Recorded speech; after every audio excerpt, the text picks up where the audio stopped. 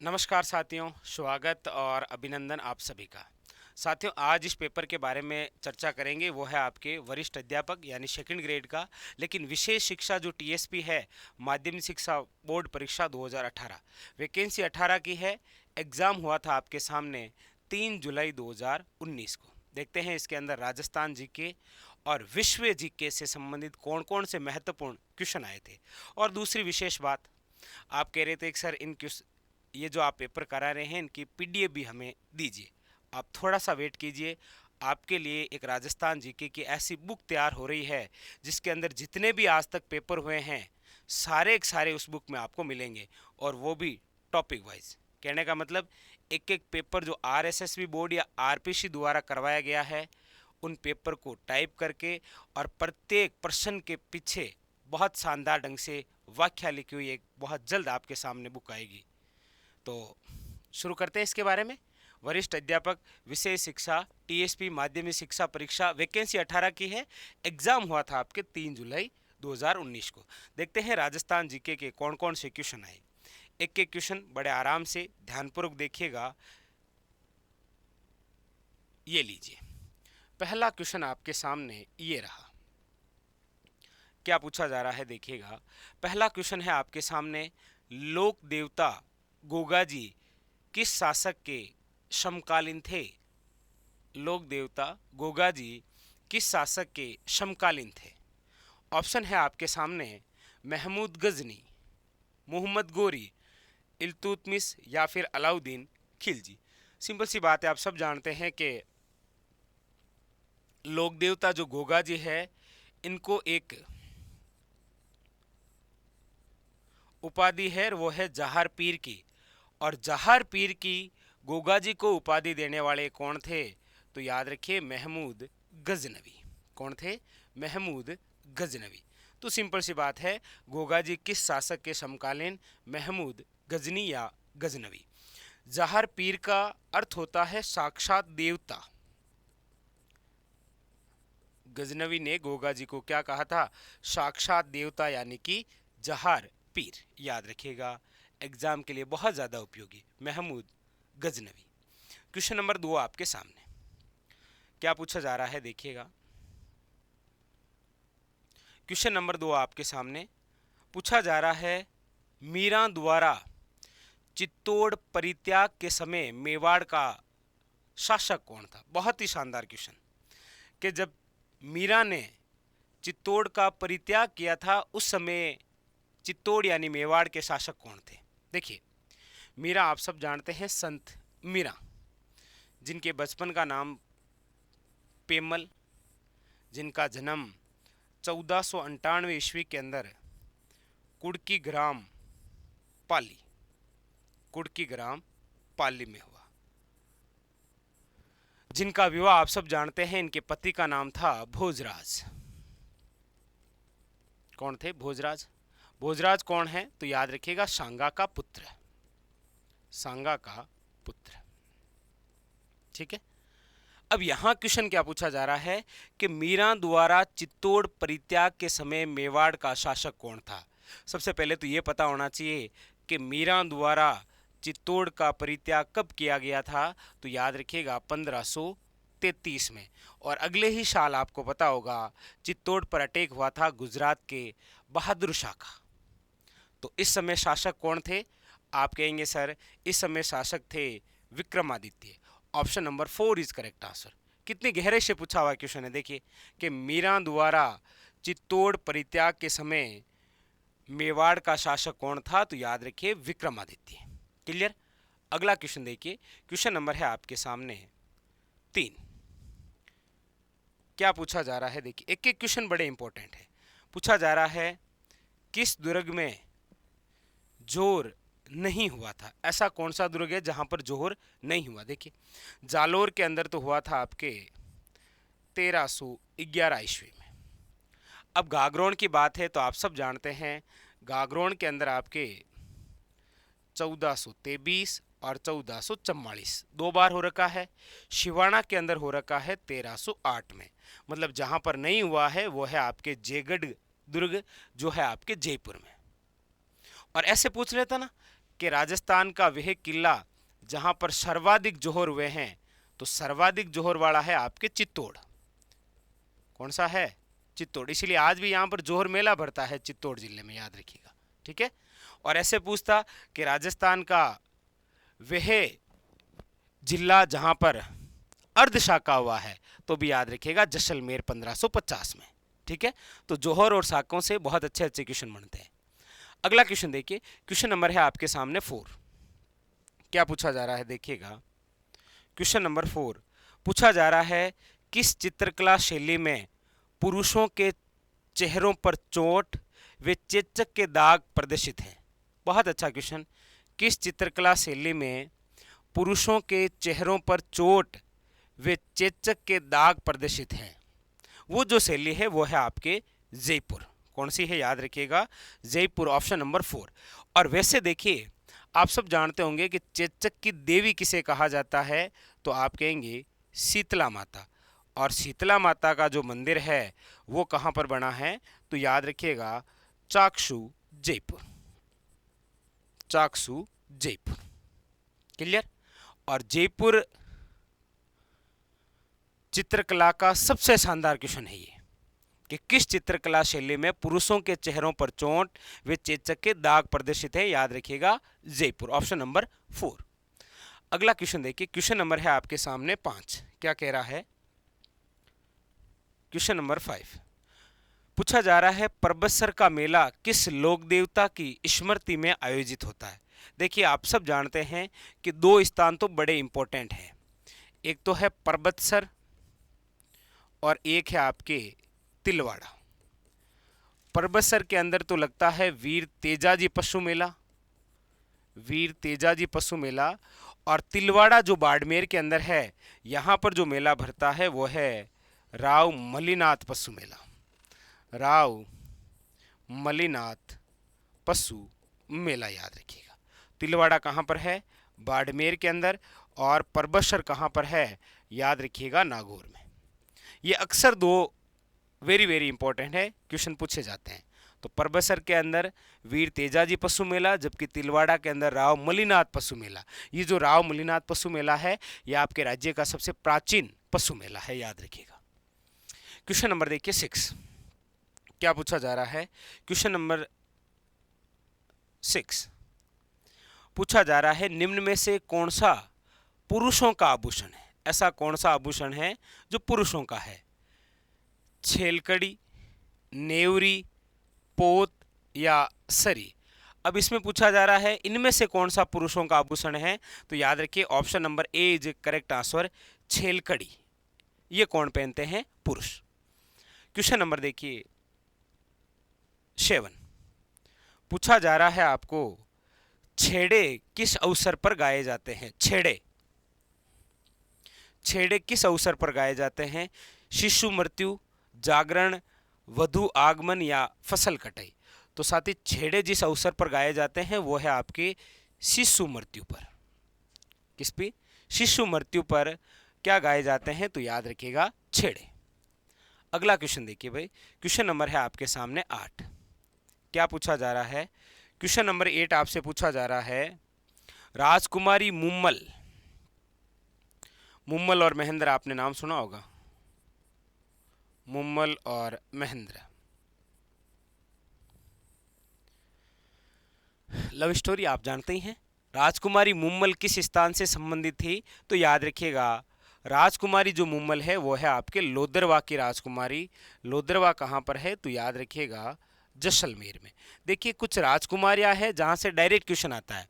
जैसे जैसलमेर की राजकुमारी पूछे तो याद रखिएगा उम्मा दे, इतिहास में रूठी रानी थी ना वो। लोदरवा की राजकुमारी पूछे तो याद रखिएगा मुम्मल। किशनगढ़ की राजकुमारी पूछे तो याद रखिएगा चारुमती। उदयपुर की राजकुमारी पूछे तो याद रखिएगा कृष्णा कुमारी। ये बहुत इंपॉर्टेंट है, एग्जामिनर के अंदर 1 लाइनर पूछता है। जैसे देखिए, राजकुमारी मुम्मल का संबंध लोदरवा से। क्वेश्चन नंबर देखिए आपके सामने है 9। क्या पूछा जा रहा है? देखिए, क्वेश्चन है आपके सामने है, एक तरफ नदियां हैं और एक तरफ सहायक नदियां हैं और आपको मिलान करना है। लेकिन नदियां इस बार सारी की सारी भारत की दे रखी है। कह रहा है मिलान करना है। देखिए, गोदावरी, नर्मदा, कृष्णा, कावेरी, इन सभी की सामने सहायक नदियां हैं, मिलान करना है। देखिए, गोदावरी की जो सहायक नदी है वो है आपके मंजीरा। कौन सी है? मंजीरा। नर्मदा की जो सहायक नदी है वो है आपके कोलार। कृष्णा की जो सहायक नदी है वो है घाट प्रभा। और कावेरी की जो है वो है आपके अमरावती। कौन है? अमरावती। तो गोदावरी के अंदर है मंजीरा, ए में 3, जिसमें नहीं है उसको काट दो, ए के अंदर 3। फिर है नर्मदा में कोलार, 2 के अंदर 4, 2 के अंदर 4, एक ही है। Option number C is the correct answer. Clear? अगला क्वेश्चन देखिए। क्वेश्चन नंबर है आपके सामने 10। क्या पूछा जा रहा है? देखिए, क्वेश्चन नंबर 10। एक तरफ कुछ महाद्वीप हैं और एक तरफ उनके अन्य नाम हैं। एक तरफ महाद्वीप और एक तरफ अन्य नाम, और कह रहा है मिलान करो। देखिए, मिलान करो। सबसे पहले तो आप वो ढूंढिए जो आप जानते हैं। सबसे पहले तो वही ढूंढना है जो आपको आता है। आप कहेंगे सर ऐसा महाद्वीप जहां पर केवल साइंटिस्ट लोग जाते हैं रिसर्च करने के लिए, जिसे विश्व की प्रयोगशाला कहा जाता है, जिसे विश्व की प्रयोगशाला कहा जाता है, वो है अंटार्कटिका। मतलब बी के अंदर 4 है, और आप इसमें देख लीजिए बी के अंदर 4 केवल एक में ही है, मतलब काम यही हो गया। Option number 2 is correct answer. फिर भी हम देख लेते हैं। अब तो क्या देखना है, ऑस्ट्रेलिया जो है वो है आपके अद्भुत वनस्पति वे पशुओं का अजायब घर। अफ्रीका जो है, अंटार्कटिका तो हो ही गया, विश्व की क्या है? प्रयोगशाला। अफ्रीका जो है आप सब जानते हैं अंध महाद्वीप, यानी कि अंधेरा महाद्वीप जिसे कहा जाता है। और बचा एशिया, तो ये है आपके सभ्यता का पालना। कितने अच्छे, एक तरफ महाद्वीप दिए, एक तरफ उनके अन्य नाम, और कहा मिलान कीजिए। तो विश्व की प्रयोगशाला जिस महाद्वीप को कहा जाता है वो है आपके अंटार्कटिका, क्योंकि पानी से घिरा हुआ है, लोग साइंटिस्ट ही जाते हैं और वहाँ पर रिसर्च वगैरह करते हैं। ऑस्ट्रेलिया अद्भुत वनस्पति व पशुओं का अजायब घर। अफ्रीका है आपके अंध महाद्वीप यानी अंधेरा महाद्वीप। और एशिया है आपके सभ्यता का पालना। चलिए, तो सेकंड ग्रेड वाले थोड़ा सा ध्यान दें, क्वेश्चन बहुत अच्छे अच्छे आते हैं इस लेवल के, और बाकी प्रत्येक एग्जाम में भी आते हैं, ऐसी बात नहीं है। अगला क्वेश्चन देखिए। क्वेश्चन नंबर है आपके सामने नेक्स्ट। कौन सा? वो देखिए। अगला क्वेश्चन आपके सामने और पूछा जा रहा है आपको, ये लीजिए भाई question number next. Question number है आपके सामने 11। क्या पूछा जा रहा है? देखिए, क्वेश्चन पूछा जा रहा है निम्नलिखित में से किस देश की जनसंख्या 2011 में सर्वाधिक है? अब देखिए, 2011 के अनुसार यदि सर्वाधिक जनसंख्या वाले देशों की हम बात करें तो सबसे टॉप पर तो है चीन। चीन के बाद है आपके भारत, और भारत के बाद में है यूएसए। लेकिन आप कहेंगे सर यहाँ पर पूछा जा रहा है निम्नलिखित में से किस देश की जनसंख्या 2011 के अनुसार सर्वाधिक है, लेकिन यहाँ पर तो ऑप्शन में नहीं है। भाई देखिए, ऑप्शन क्या है? पहला ब्राजील, फिर है आपके बांग्लादेश, जापान, और क्या है? जर्मनी। लेकिन सर्वाधिक चीन, 2 नंबर पर है भारत, तीसरे पर है यूएसए, 4 नंबर पर है आपके इंडोनेशिया, 5 नंबर पर है आपके पाकिस्तान, और 6 नंबर पर है आपके ब्राजील, और 7वें नंबर पर है आपके बांग्लादेश। तो मतलब टॉप 10 तो याद होने ही चाहिए, क्योंकि तभी ये क्वेश्चन होगा। क्योंकि यहां पर तो पूछ लिया कि निम्नलिखित, मतलब जो ऑप्शन दे रखे हैं उनमें सर्वाधिक जनसंख्या किस देश की है। बाकी सबसे टॉप पर चीन है, 2 नंबर पर भारत है, 3 पर संयुक्त राज्य अमेरिका है, 4 पर इंडोनेशिया है, 5 पर पाकिस्तान है, और 6 पर कौन है? ब्राजील। और आप देखेंगे इसमें ऑप्शन आ रहा है ब्राजील, तो ब्राजील के अंदर सर्वाधिक। इसके बाद में ऑप्शन के अकॉर्डिंग बांग्लादेश। ठीक है, तो यहां पर ब्राजील याद रखिए। अगला देखिएगा, क्वेश्चन नंबर है आपके सामने 12। क्या पूछ रहा है देखिए। क्वेश्चन नंबर 12 आपको पूछा जा रहा है, एक तरफ महासागर है और एक तरफ सीमावर्ती सागर है, मतलब कौन से महासागर में कौन सा सागर है ये पूछ रहा है। तो पहला तो है दक्षिण प्रांत के अंदर सुल्लू सागर, ये सही है। उत्तरी अंटार्कटिका के अंदर सार्गोसा सागर है, ये भी सही है। आर्कटिक महासागर यानी कि कारा सागर, ये भी ठीक है। उत्तरी प्रशांत में कोरेल सागर, जी नहीं, सुल्लू सागर हो चाहे कोरेल सागर, ये आएगा आपके दक्षिण प्रशांत में, उत्तर प्रशांत में नहीं आएगा। मतलब जो असंगत है वो है आपके ऑप्शन नंबर 4। कौन सा है? 4, याद रखिएगा। चलिए आगे, चलिए अगले क्वेश्चन की ओर। और क्वेश्चन नंबर है आपके सामने 13। क्या पूछा जा रहा है देखिए। क्वेश्चन नंबर 13 आपसे पूछा जा रहा है, एशिया और उत्तरी अमेरिका को, एशिया और उत्तरी अमेरिका को संयुक्त करने वाला जल डमरू कौन है? जैसे आप कमेंट करके जरूर बताइएगा कि पाक जल डमरू मध्य ये किन दो देशों के मध्य? जैसे यहां पूछा जा रहा है ना कि एशिया और उत्तरी अमेरिका, तो एशिया और उत्तरी अमेरिका को संयुक्त करने वाला जो है वो है बेरिंग जल डमरू। आप बताइएगा पाक जल डमरू। ठीक है, चलिए अगला क्वेश्चन नंबर है आपके सामने, question number 14। Very very important, देखिएगा क्या कह रहा है क्वेश्चन नंबर 14। देखिए क्वेश्चन नंबर है आपके सामने 14। देखिए पूछा जा रहा है आपको, क्षेत्रफल की दृष्टि से कौन सा महाद्वीप ऑस्ट्रेलिया से बड़ा और अंटार्कटिका से छोटा है? मतलब यहाँ ऑप्शन के अंदर आपको उस महाद्वीप का चयन करना है जो ऑस्ट्रेलिया से तो बड़ा है लेकिन अंटार्कटिका से क्या है, वो छोटा है। बताइए।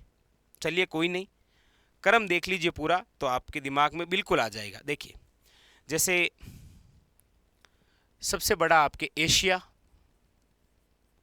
फिर है आपके अफ्रीका, फिर है आपके उत्तरी अमेरिका, फिर है आपके दक्षिण अमेरिका, फिर है आपके ये अंटार्कटिका, फिर है आपके यूरोप और फिर है आपके ऑस्ट्रेलिया। ये लीजिए, 7 ही तो महाद्वीप है और क्षेत्रफल के आधार पर उनका क्रम ये है। सबसे बड़ा एशिया, फिर है नंबर 2 अफ्रीका, फिर है उत्तरी अमेरिका, दक्षिण अमेरिका, अंटार्कटिका, यूरोप और ऑस्ट्रेलिया। अब क्या पूछ रहा है? पूछ रहा है क्षेत्रफल की दृष्टि से कौन सा महाद्वीप ऑस्ट्रेलिया से बड़ा है? मतलब ऑस्ट्रेलिया से तो सारे बड़े हैं और अंटार्कटिका से छोटा है। अंटार्कटिका से ये तो सारे बड़े हैं लेकिन अंटार्कटिक से जो छोटा है वो है यूरोप, और ऑस्ट्रेलिया से बड़ा भी कौन सा है? यूरोप।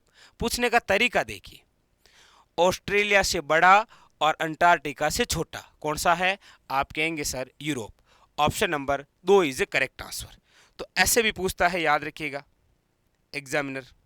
ठीक है, clear. Option number 2 is A correct answer. चलिए आगे चलते हैं। क्वेश्चन नंबर है आपके सामने 15। क्या पूछा जा रहा है देखिए। क्वेश्चन नंबर 15, निम्नलिखित में से कौन सा सीमेंट उद्योग का केंद्र नहीं है? ऐसा कौन सा है जो सीमेंट उद्योग का केंद्र नहीं है?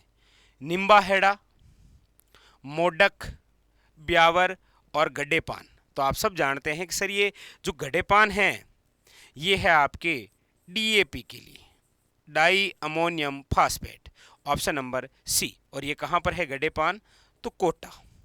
ये सीमेंट के लिए नहीं है, याद रखिएगा। ठीक है, ये डीएपी के लिए है, खाद के लिए, उर्वरक खाद। अगला देखिए, क्वेश्चन नंबर है आपके सामने 16। क्वेश्चन नंबर 16 पूछा जा रहा है, मिनामाटा खाड़ी में प्रदूषण का क्या कारण था? मतलब जापान का क्षेत्र मिनीमाता में प्रदूषण का प्रमुख कारण क्या था? तो याद रखिएगा पारा।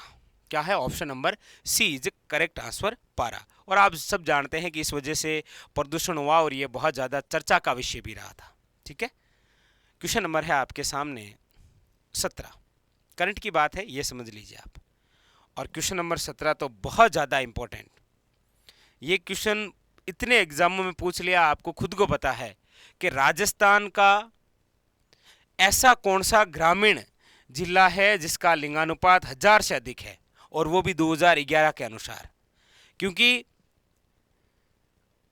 राजस्थान का वह जिला जिसका सर्वाधिक लिंगानुपात है वो भी डूंगरपुर है, और वो भी 994 है।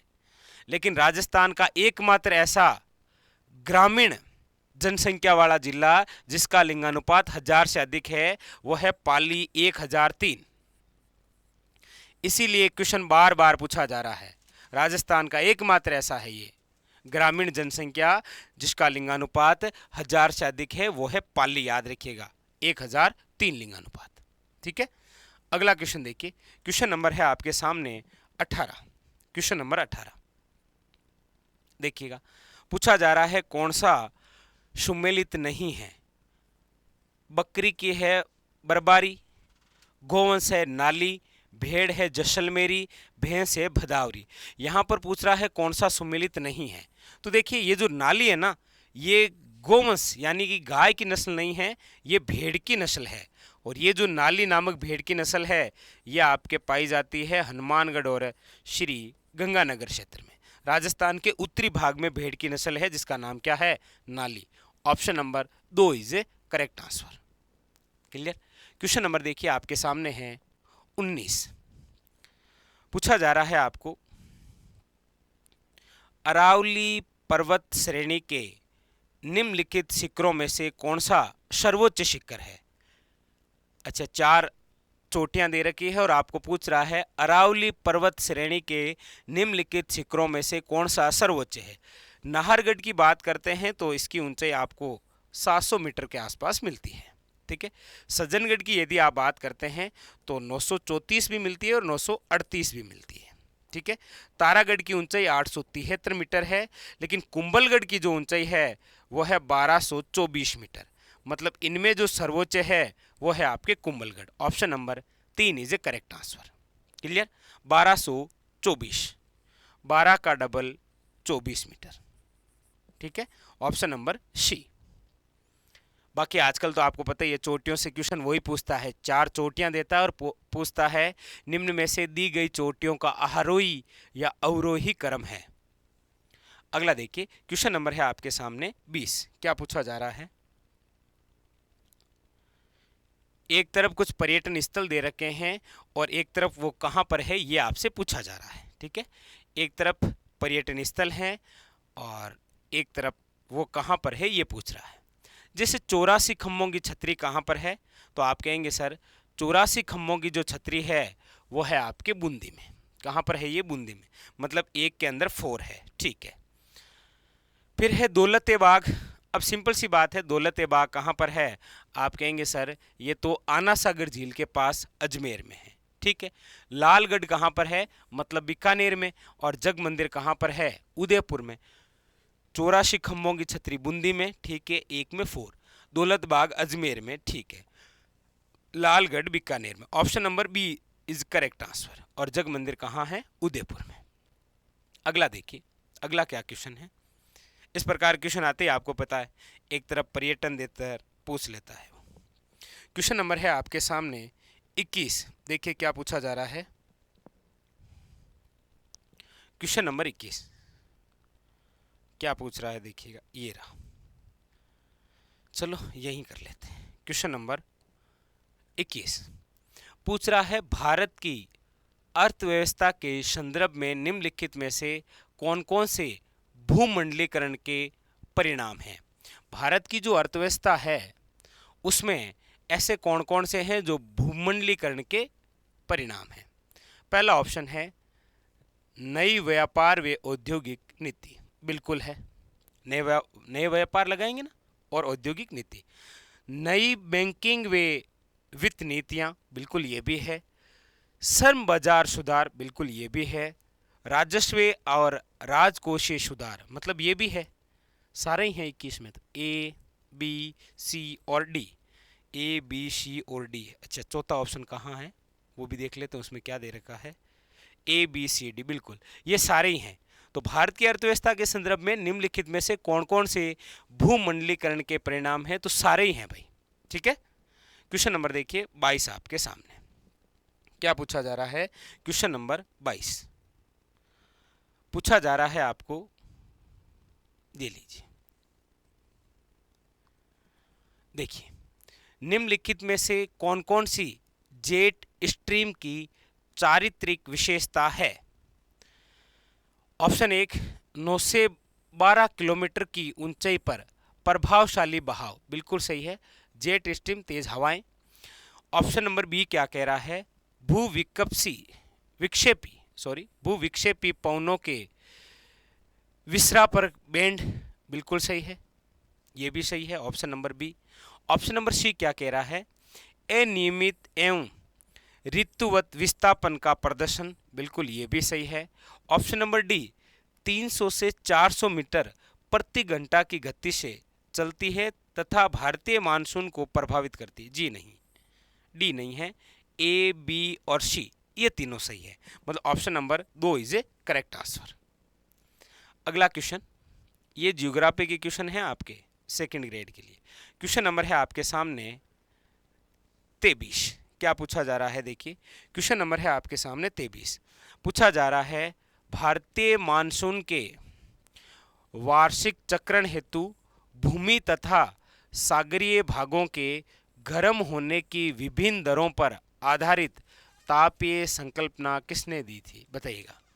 भारतीय मानसून के वार्षिक चक्रण हेतु भूमि तथा सागरीय भागों के गर्म होने की विभिन्न दरों पर आधारित तापीय संकल्पना किसने दी थी, तो याद रखिए ये है आपके ई हेली, option number A is correct answer. Question number है आपके सामने 24, क्या पूछा जा रहा है, देखिए क्वेश्चन नंबर है आपके सामने 24।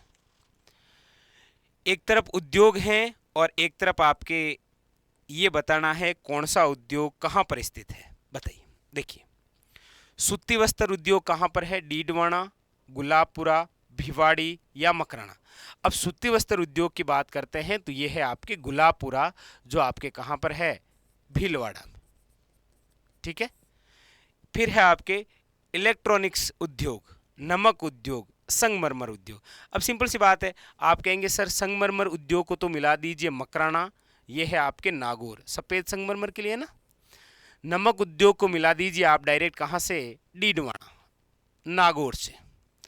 और जो बचा है वो है आपके इलेक्ट्रॉनिक्स उद्योग मतलब भिवाड़ी, और भिवाड़ी कहाँ पर है, अलवर में।